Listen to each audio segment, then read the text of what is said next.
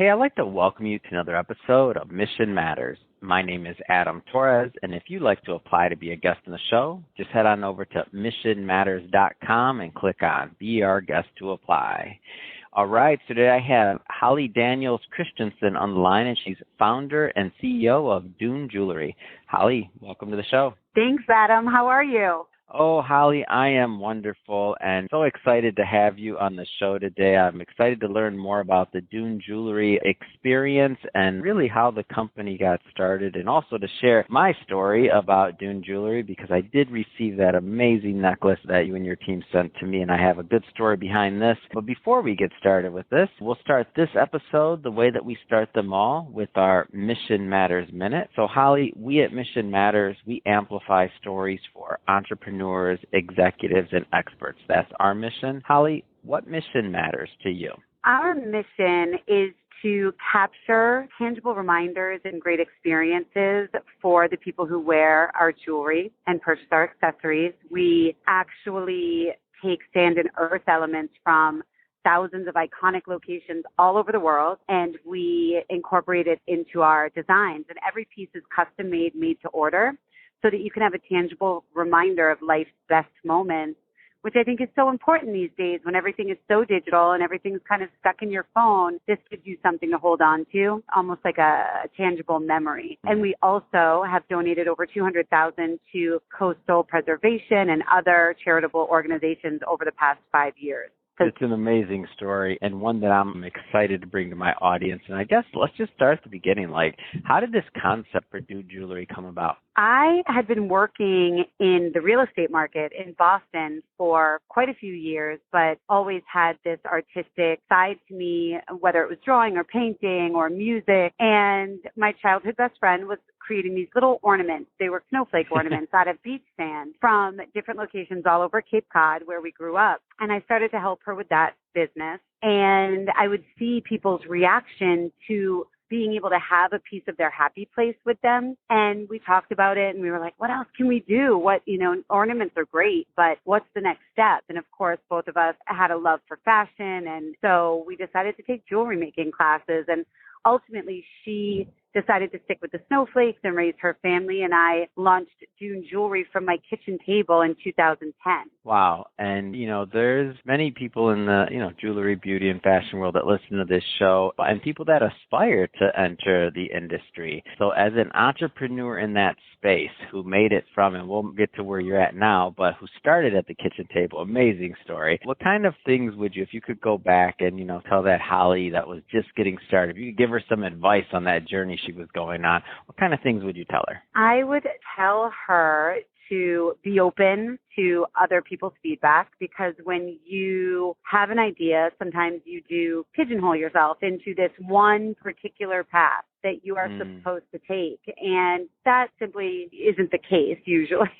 So, and I was very open to people's feedback. It was just different from what I had expected. When I started the business, I loved these clean, almost geometric designs. And then I would inlay the sand, and just the contrast between the organic nature of the sand and the clean metals really was something I was attracted to. And we still have those designs, but majority of my customers were like, well, can you do a wave or a starfish or a sand doll or something really nautical? Because in the beginning of this journey 12 years ago, we were a very nautical concept. But over the years, people would say, well, beach sand isn't what I'm passionate about. That's not my happy place. It's a golf course. So can you do sand from the golf bunker? Or it's a Hollywood trail. My friend and I hiked out there for 3 years before I got this role in a movie. And can I give you a little sand from that, or a horseback riding ring? So all of these places that have never occurred to me that would be a sentimental value to all kinds of people. So let's go further in that concept. So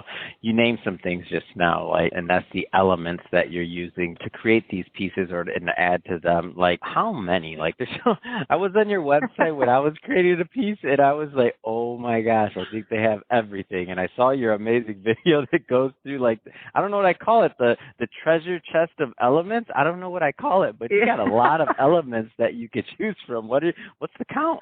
Over 5,000. Wow. We have what we call it the sand bank, because again, it did start as sand. But so we have a sand bank manager now. I have 3 full-time team members, and we ship to over 600 boutiques and jewelry stores all over the world. But so so many little nuances that you just never could, I guess that too, never guess what the journey is going to be like because it changes every day. So I'm excited to hear what you put in your necklace. So my necklace I added some sand from Michigan, so from Lake Michigan. I'm from Michigan originally, and then I added some sand from Malibu. So that was significant from me because that kind of marks my journey in life up to this point. It was like, from where I started to where I'm at. So when I went through there, one of the things that I really found interesting was that even the process of creating the memory and to creating the piece of jewelry in the moment, like, it's significant because if you sit back and you're thinking about it, I'm sitting there and I have all these options and all these other things, and it caused me to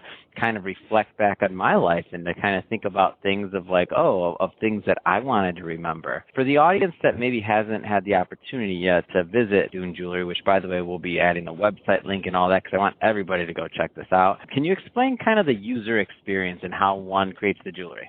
Absolutely. We have a website and we do ship to retail partners too, but our website's exciting because you can go onto the website, search necklaces, cufflinks, home accessories, keychains, all sorts of different types of silhouettes. And then you will go to our sand. So you'll choose a silhouette. We have sterling silver, we have gold, 14 karat gold. We also do gold for May. And we do have some designs in stainless steel too, because I think it's an underused metal that can be a lot of fun to work with. So you'll choose your silhouette. It's going to direct you to the sandbank. And then you're going to have a lot of fun because you can type in the Caribbean or Cape Cod or Italy, Greece. I mean, wherever you want to look. And it's going to bring up these almost like little patches, little photographs of sand or earth elements from that location, which sometimes it's sand, sometimes it's crushed granite, sometimes it's flower petals. We recently really started adding a lot more flower petals to the mix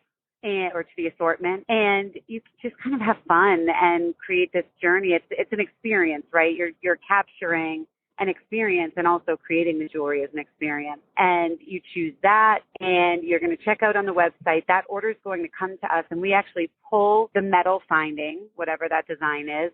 We pull the sand or earth elements and our artists sit and create that for you and ship it to you usually within 2 weeks, 3 weeks maximum. Wow. And when I was going through the process myself, I couldn't help but think, and maybe there is one, maybe there isn't, but is there any element that's like a bestseller, like that gets picked more so than others? And I know there's 5,000, so there may not be, but I'm just like, I was going through it and I'm like, does everybody pick something, or is there like one that sticks out versus the others, or type? Like anything come to your mind? Yeah, yes. I would say for a power stone, we have many opaque gemstones and semi-precious gemstones that we can incorporate into the process. Usually, if it's a diamond or something that like a fine ruby and emerald, things like that, they do go a little bit clear in our process because we use jeweler's resin to set everything. So we like to use malachite and lapis and turquoise. But so if you want a little pop of color, turquoise is really popular. I think because it evokes the feeling of the ocean or, of the sea. So it's a really great complement. Plus it has healing, metaphysical healing properties and things like that. So, and when you think about metaphysical properties and stone meanings and how powerful crystals are and things like that, I mean, that's what sand is. I mean, it is eternally on this earth forever. And I think it may sound a little, maybe a little out there, but I think it's part of the success of our business is that positive energy that it evokes from people and sentimental value that it brings to people's lives. Oh, for sure. No, I can see that completely. And it's funny because as you're talking about all these things and taking me through the user journey, I know you know this, but I'll just affirm it. You know your business. So everything from what you did or what you said originally about design and the original shapes that you had and your idea versus a different type of, like I chose the sunset. And I went through that same thought process though. Do I want this one? Do I want this one? I'm going with that. And then what you just now said in terms of, if you want the color to pop or you want to evoke a certain emotion or feeling, I was going through and I was like, I found myself first looking for just colors. And I'm like, okay, what's going to look cool? But then as I dug deeper and really when I watched the video, the kind of like the explainer video, I guess we call it, and it told us the reasoning behind it, then I was forced to like sit back and say, oh, wait a minute, this isn't supposed to be, or it not isn't supposed to be, but it can be so much more than just an accessory. And that's what I found so interesting about the story and what you're doing. So when I was doing it, that's what caused me to go with, let's just say, I still did find the sands that matched a kind of a color scheme I wanted anyway, but it wasn't like just solely for that. I was going to go with a completely different contrast, and I went in a different direction, and I'm glad I did because it's a whole different experience. And I feel like what you've also created, I guess, is it's the ultimate conversation piece.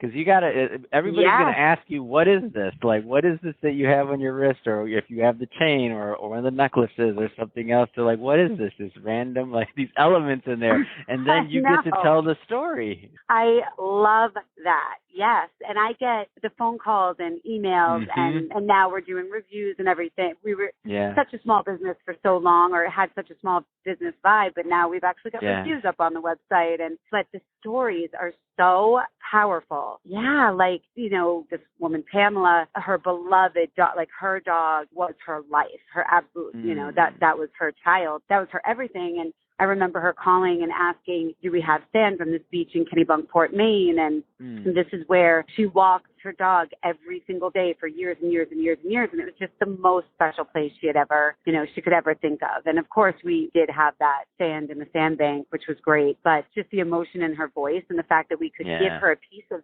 those days that meant everything to her it's just so gratifying to be able to do that. Yeah, I can see that. And I can also see, like, as a gift, like giving it to someone, especially whether it's a connection. Like, I mean, there's countless examples. I mean, you go on a vacation with somebody, you want to give them that. You want a loved one, maybe a wife that you want to give some sand from where you honeymooned, or who knows. Like, I feel like as a gift, really, the options and reasons to give Dune jewelry, it's just limitless.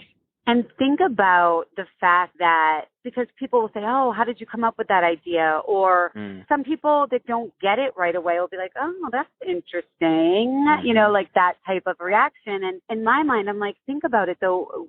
Jewelry has been adorning people for thousands of years, made up, but, you know, back in the day, I don't know the exact dates. I'm not formally educated in jewelry manufacturing, but jewelry was made out of anything. It was made out of rocks. It was made out of bones. It was made, and even now people are starting to bring back antler jewelry and just found object type of designs. And this kind of feeds that mindset as well, which I love. I think people are becoming more open to use it. You know, it's not all about diamonds and gemstones and things, which of course we all love because they are gorgeous, but also the sentimental value is so important when it comes to jewelry. That's great. Well, Holly, it's really been a pleasure having you on the show today. I'm definitely enjoying the necklace that you sent, and it definitely has a lot of meaning to me. And that being said, if somebody is listening to this and they want to learn more or they want to connect, I mean, what's the best way for them to create their own experience? They can go to dunejewelry.com or Instagram Dune Jewelry, TikTok Dune Jewelry, Facebook Dune Jewelry. We're kind of everywhere. I love our Instagram because our social media manager is so creative, and quick story, she recently took this video that someone sent of a gentleman collecting bear paw sand, literally in Alaska. Like, there's this huge bear paw, and he reached down and took a little tiny pinch of sand and made a piece out of it because it was this really cool experience, and then captured it all on video. So you can see that fun little tidbit on our Instagram. Wow. That's awesome. Lots of good ideas there. Absolutely. And we'll leave the website and all that good stuff in the show notes so that our audience can just click on the link and head right on over.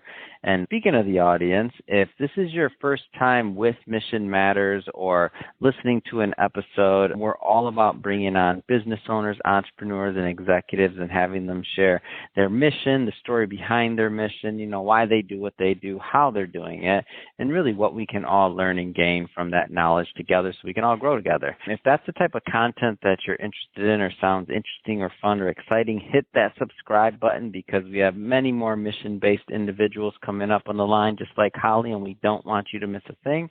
And Holly, thanks again for coming on the show. It really has been a pleasure. Thank you. Thanks, Adam.